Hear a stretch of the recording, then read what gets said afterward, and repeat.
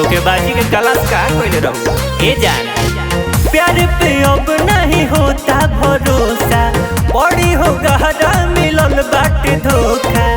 भइले ना आवाज दिल के शोर हो गहिल, अब नहीं करब प्यार पगली रे, हई दिलबो कमजोर हो गइल। अब नहीं करब प्यार पगली रे, हई दिलबो कमजोर हो गइल। बुझाता पानी चढ़ावे के पड़ी।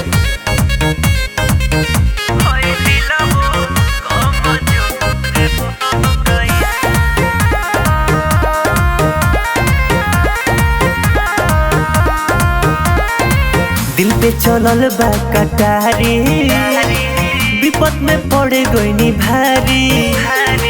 का होई दिलावा लगा के, कैसे करी के गुजारी।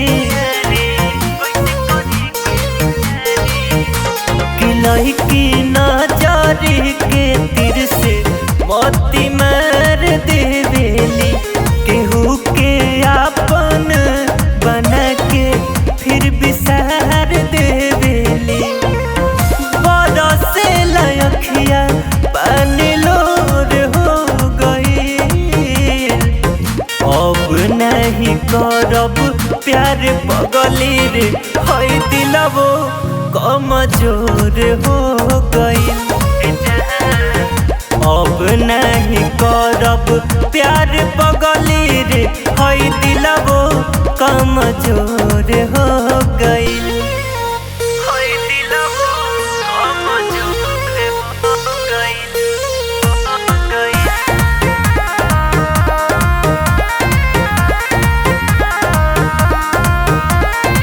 लड़की ना होली बिसवासी, ढेरे लगाली हले फांसी।